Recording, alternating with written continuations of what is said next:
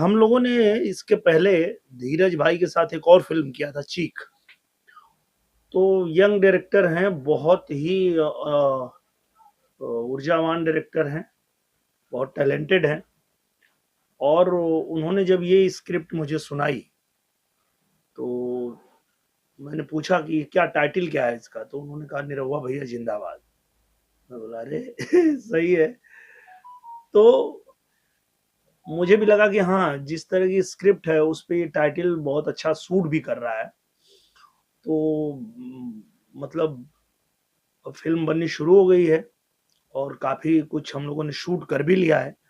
तो जिस तरह उन्होंने सुनाया था उस तरह से शूट भी कर रहे हैं। एक अच्छी फ़िल्म बन रही है और मुझे लगता है लोगों को बहुत आनंद आएगा फ़िल्म देख के। तो जैसे निरहुआ हिंदुस्तानी सीरीज जैसे नाम आता है, आपका नाम निरहुआ, अब हिंदुस्तानी जुड़ता है, अब निरहुआ भैया जिंदाबाद जुड़ गया, और आपका जो देसी लुक है, ये कैसे, जो इस पे क्या कहना चाहें जो पब्लिक को एकदम दीवाना बना देती है? ये वही है कि हर जो हमारा गाँव का बच्चा होता है, तो वही लुक है और वो लोगों को इसलिए ये पसंद आता है क्योंकि कहीं न कहीं वो उनके आस-पास की घटना होती है और रियल लाइफ़ में भी देखने को मिलता है। तो वैसे ही ये भी किरदार है कि एक ऐसा लड़का जो गाँव में एकदम से सब लोग परेशान हैं कि यार ये कुछ करेगा नहीं, कुछ धरेगा नहीं और घरवाले भी नकार ही समझते हैं। लेकिन एक पॉइंट पे जा कर के जब इसको रियलाइज़ होता है कि मुझे कहीं और जाने की, कहीं भागने की ज़रूरत ही नहीं है। अगर मैं करना चाहूँ तो अपने गाँव के लोगों के ही लिए मैं कुछ ऐसा कर सकता हूँ, जिससे मेरा जो जीवन है वो सफल हो जाएगा। और फिर वो कैसे गाँव के लोगों के लिए काम करता है और बहुत बढ़िया ताना-बाना बुना है, जी। बहुत अच्छा लगेगा। फिल्म के जो डायरेक्टर धीरज ठाकुर जी हैं, और आपकी जो लाइफ है, जैसे कहीं न कहीं जब आप इस लुक में आते हैं तो आपके कहीं न कहीं करीब से आपकी जो ज़िंदगी जी है वो पर्दे पे देखने को मिलेगी। जी। इसमें धीरज ठाकुर ने कितना आपके जीवन के सच मतलब वास्तविक पहलू को छुआ है? वास्तविक पहलू को तो हम ये कह सकते हैं कि उन पहलुओं को ज़रूर इन्होंने छुआ है, जो हम लोगों ने राजनीति में जाने के बाद जो काम किया। जी। कि राजनीति में जाने के बाद जब हम लोगों को अवसर मिला, जनता के लिए कुछ करने का, तो जो भी उनकी समस्याएँ होती है पुल का, सड़क का, स्कूल का, जो भी दिक्कतें उनको आती है, वो जब भी मेरे पास ऐसी कोई अर्ज़ी आई, कोई दिक्कत आई, तो उसको तत्काल हम लोगों ने कराया, जी। उसको बनवाया। तो वो एक पार्ट थोड़ा-सा इसमें मिलेगा कि कैसे ये गाँव के लिए काम करता है, लोगों के लिए काम करता है। वही पार्ट मिलेगा, बाकी तो कुछ और ऐसा नहीं जी। है, बाकी तो एक कहानी है। हाँ, हर फ़िल्म में कुछ ना थोड़ा-थोड़ा आपके जीवन का अंश दिखाई देंगे। रहता है ये। जी, आप बात कर रहे हैं धीरज ठाकुर जी यंग डायरेक्टर हैं और एक अलग सोच की सिनेमा बना रहे हैं, इस पे क्या कहेंगे?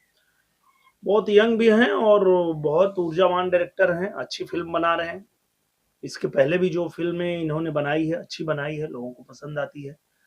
तो ये तो बहुत कमाल की स्क्रिप्ट तो है ही, हुँ। साथ में जो इसकी कास्टिंग है वो भी बड़ी कमाल की है। जी। संजय पांडे भैया हैं, सीपी भट्ट जी हैं, रत्नेश जी हैं, शिल्पी राघवानी जी हैं और संजय जी हैं, संजय पांडे भैया हैं, मनोज हैं।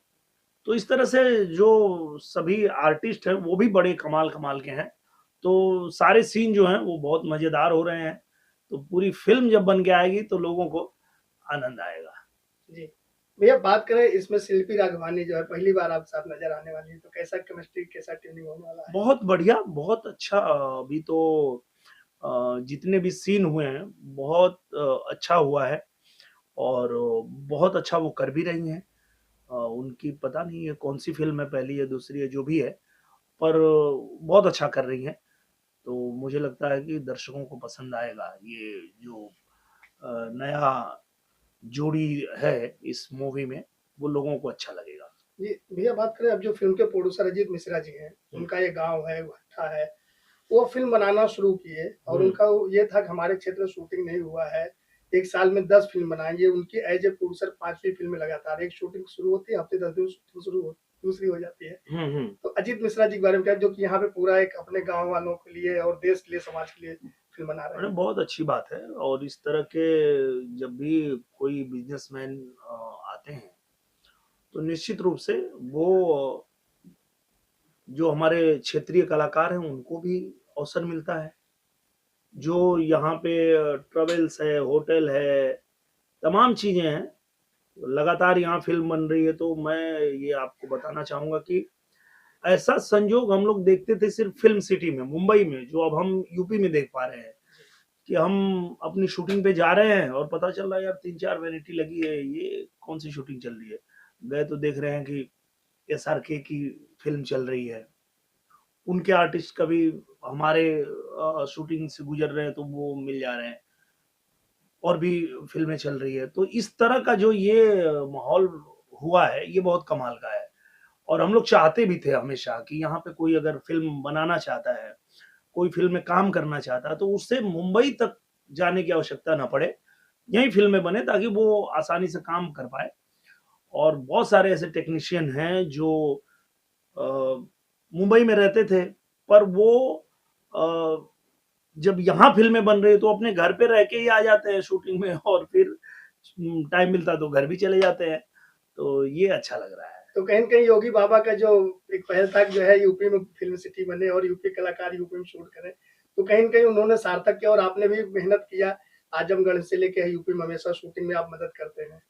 देखिए, ये पूज्य महाराज जी की ही देन है, क्योंकि कोरोना के बाद जब फ़िल्में बननी बंद हो गई, शूटिंग होनी बंद हो गई, तो हम लोग मिले थे महाराज जी से और हमने उनसे ये कहा था कि ये जो फ़िल्म उद्योग है, ये एकदम से ठप पड़ गया है और कोई रास्ता नहीं है। अगर इसको थोड़ा-सा सहारा नहीं दिया जाएगा तो ये मुश्किल हो जाएगा। तो पूजनीय महाराज जी गए थे मुंबई, और मुंबई में एक कार्यक्रम किया गया, उसमें हम लोग भी थे।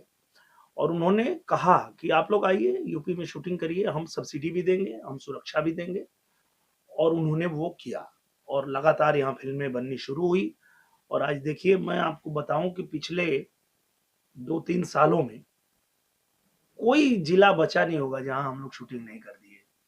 चाहे आप गाजीपुर देखिए, चाहे आप आजमगढ़ देखिए, देवरिया, कुशीनगर, इलाहाबाद, अयोध्या, लखनऊ, बाराबंकी, जौनपुर, मतलब आप जो नाम लेंगे आपको पता चलेगा नहीं अभी हम लोग शूटिंग वहाँ करके आए हैं। तो ये जो हुआ है उसमें तो पूज्य महाराज जी की देन है, उसके लिए हम लोग आभार व्यक्त करते हैं महाराज जी का। होली जब आती है तो आप एक नए रूप में आते हैं, राजनीति के माहौल को होली में रंग देते हैं। इस बार भी होली में क्या है नया? इस बार भी आ रहा है, बुरा न मानो होली है।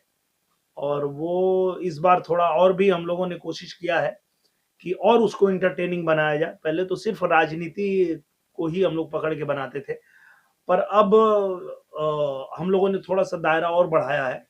और भी समाज में जो लोग हैं, जो वायरल हैं, या जो लोग फ़नी कुछ ऐसा वीडियो क्रिएट करते हैं, उनको भी ऐड करके और एक अच्छी होली बनी है। और जैसे हर साल लोगों को इंतज़ार रहता है, और इस बार भी लोग बार-बार कह रहे थे कि यार इस बार अभी तक आया नहीं, बुरा न मानो होली है। तो मैं बताना चाहता हूँ कि कल ही हम लोगों ने शूट कर लिया है और बहुत जल्दी ये आ जाएगा, होली से पहले आ जाएगा। और नए साल में क्या-क्या धमाल मचाने वाले हैं फ़िल्मों में और राजनीतिक करियर में? अभी तो धमाल ही धमाल है, देखिए पूरा धमाल ही चल रहा है। अभी साल की शुरुआत ही हुई, अभी भाभी जी घर पे हैं, रिलीज़ हुई हिंदी मूवी। उसके बाद अगले महीने मामला लीगल है पार्ट 2 आ रहा है, उसमें भी मैं रवि भैया के साथ में हूँ। अ, उसके अलावा ये जो हमारी भोजपुरी फ़िल्में हैं वो तो लगातार आ ही रही हैं, बन ही रही हैं। तो अभी भोजपुरी फ़िल्में भी, साथ में हिंदी फ़िल्में भी, और साथ में वेब सीरीज़ भी, जैसे दोपहिया है, अ ग्राम चिकित्सालय है, ये बहुत सारी वेब सीरीज़ भी है जिसमें मैं आ रहा हूँ और जिसमें आप मुझे देख पाएँगे। जी, अपने फैन्स और ऑडियंस क्या कहिएगा? मैं सबको यही कहना चाहूँगा कि होली आ रही है, तो होली प्यार का त्योहार है, खूब मिल-जुल के अच्छे से होली मनाइए और अपना प्यार आशीर्वाद बनाए रखिए।